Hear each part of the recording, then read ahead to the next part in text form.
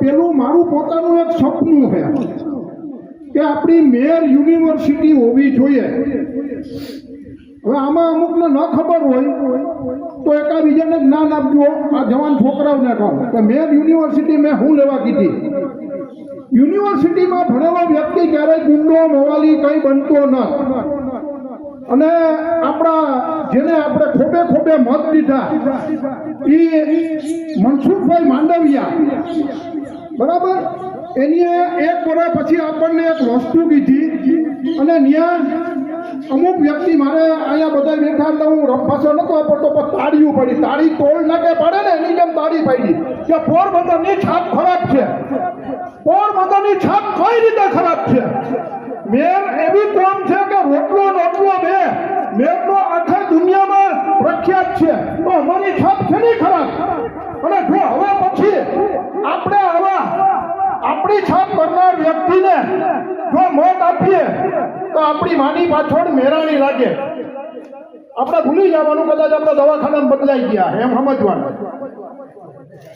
બરાબર, હું બીજું તો કઈ આગળ ના કહી શકું. અને મેયરમાં ખુમારી હોય, મર્યાદા હોય. આજે આ લોકો આપણને મેયરને દરેક જગ્યાએ ગુંડા ચિતરે.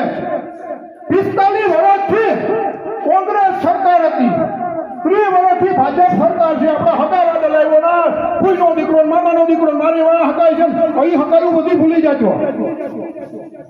આપણે મારું પોતાનું સપનું છે તન મન ધનથી હું ખુદે ટેકો આપી અને આપણે બધા ભેગા થઈ અને એક મેયર યુનિવર્સિટી સ્થાપનાની છે.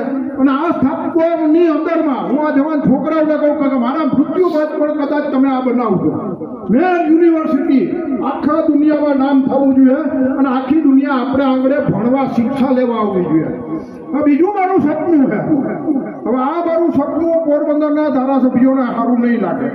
એટલે અમારે કોઈ ધારાસભ્ય નથી થવું કે ન તમારે સંસદ સભ્ય થવું, પણ મારું એક સપનું છે કે મારા ગામને ચંદીગઢ જેવી સુવિધા મળે. હું જે કોમમાં જન્મો એ કોમને ટોટલ સુવિધા મળે. હું આ માટે પ્રયત્ન બોલવાનું ઘણું બધું છે. તો હવે બીજાને ટાઈમ આપું. જય હિન્દ, જય ભારત.